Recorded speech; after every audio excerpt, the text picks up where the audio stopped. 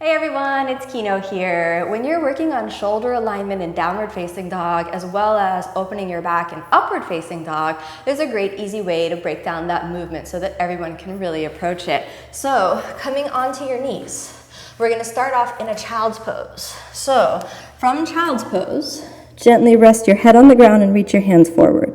Then we're going to make it a little active, all right? So come forward so that your butt is up in the air, and then reach forward with your hands and round your back and press forward. And if you can, you come up onto your fingertips.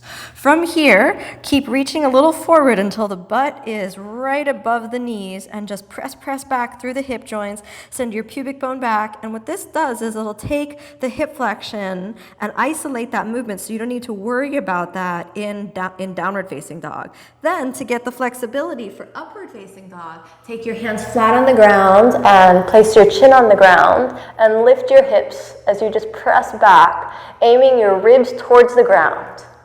And then you can even go backward and forward from this movement a few times. And so you exhale and flex your spine a little bit and press through the hip joints. Come onto your fingertips. Let this really, really work the shoulders as the shoulder blades wrap around. And then flip back. And you can almost think of this as, instead of downward dog, it's a little bit like a puppy. So it's like an adolescent dog. And just sit through the hips. And then one more time, back through a spinal flexion. And then one more time, flip and lifting the hips.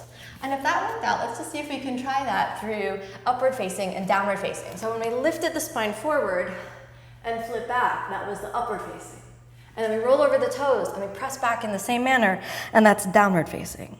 So those little movements should help free up your spine and your shoulders to give you greater ease in both upward facing and downward facing dog. And you can use that to warm up your shoulders and warm up your spine. Thanks for watching, everyone.